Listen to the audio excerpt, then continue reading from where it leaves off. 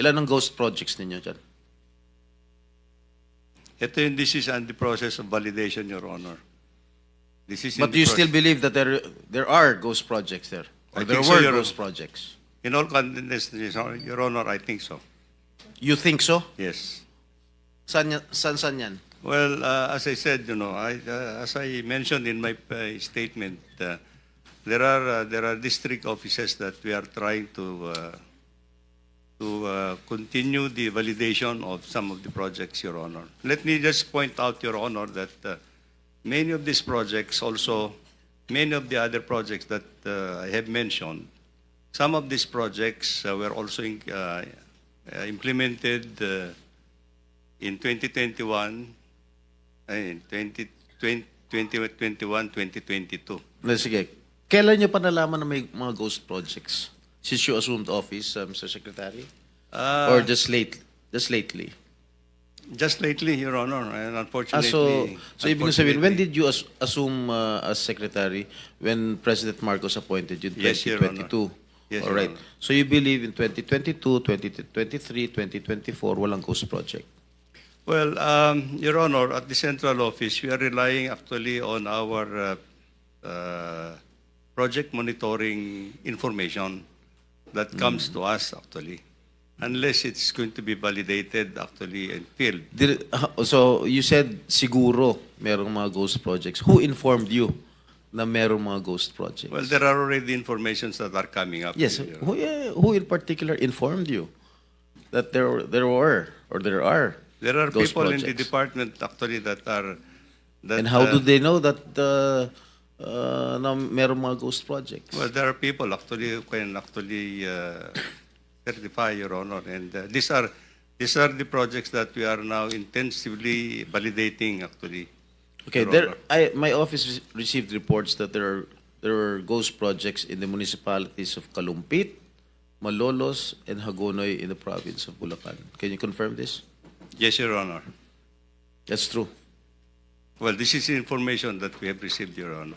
And the contractor, allegedly, Wawaw Builders, correct? That's correct, Your Honor. And SYMS Construction. Am I correct? I don't recall that name, Your Honor. But Who is the owner of Wawaw Builders? Is he here? Is he present here?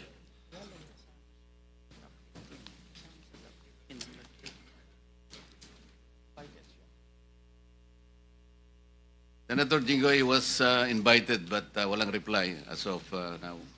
May I know who is the legitimate owner of this construction company? Mark Mark Alan Arevalo. Arevalo. All right.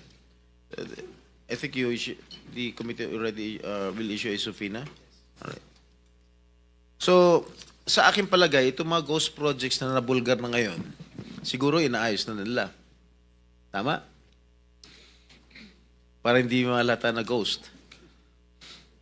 And I don't think that they will have that capability anymore, Your Honor, because I think if these were ghost projects in the first place, they would not have delivered the time actually to do anything at this point in time.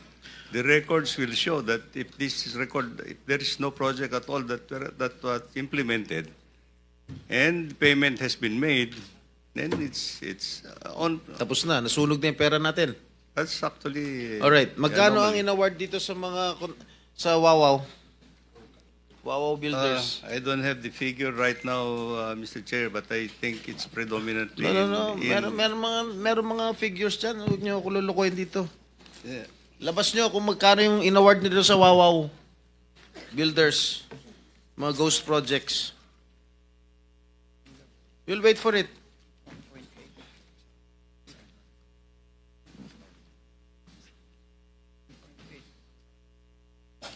Kadiri kayo. Mr. Chair, well, I've just been given the tabulation. Wawaw Builders.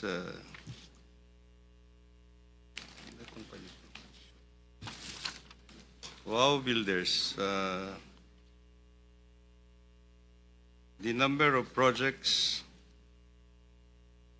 The total projects, total cost of the projects that have been implemented is 9 billion.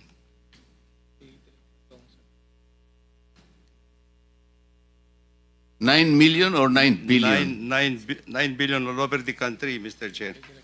But let me just point out, in Bulacan alone, Wow Builders had 85 projects amounting to 5,971,811,000. In Bulacan alone. What about the three municipalities that I've mentioned?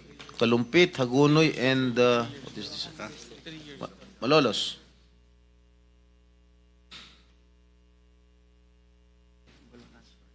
This is for Bulacan First Engineering District Office, Your Honor.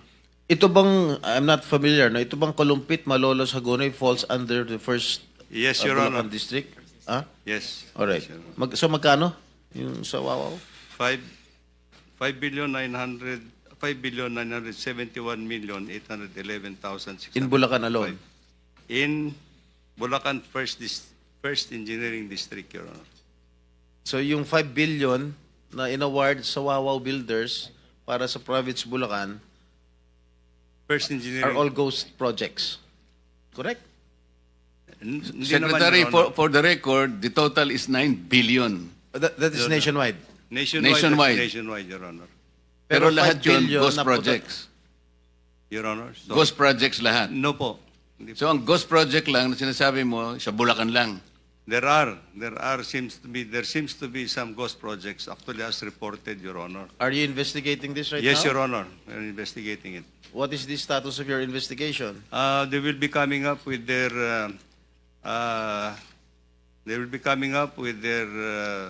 financial and physical report in 1 week's time, Your Honor, to my office.